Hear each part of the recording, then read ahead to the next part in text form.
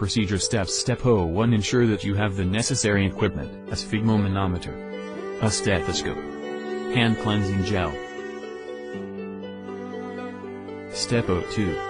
It is important when measuring blood pressure to build a rapport with your patient to prevent white coat syndrome, which may give you an inaccurately high reading.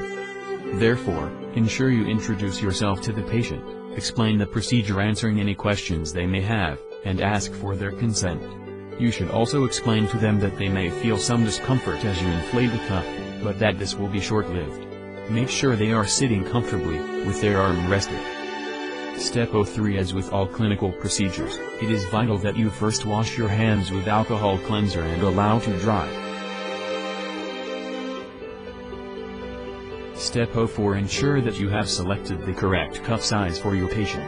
A different cuff size may be required for obese patients or children. Step 05. Wrap the cuff around the patient's upper arm, ensuring the arrow is in line with the brachial artery. This should be determined by feeling the brachial pulse. Step 06. Determine a rough value for the systolic blood pressure. This can be done by palpating the brachial or radial pulse and inflating the cuff until the pulse can no longer be felt.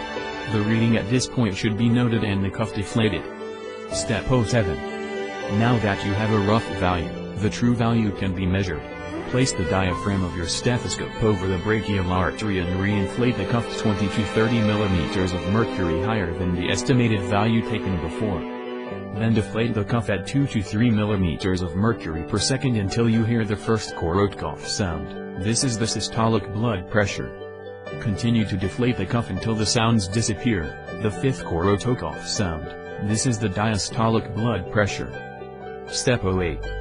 If the blood pressure is greater than 140/90, you should wait for 1 minute and recheck. Note that a normal reading differ for diabetic patients. Step 09. Explain to your examiner that you would want to check the blood pressure standing to check for a significant drop, 20 mm of mercury after 2 minutes. This would suggest a postural hypotension.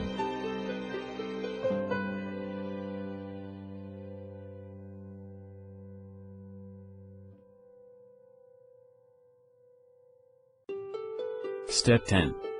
Finally, you should inform the patient of their reading, and thank them. If, after rechecking, the blood pressure remains elevated, advise the patient they will need this repeated in future, which ensures appropriate follow-up.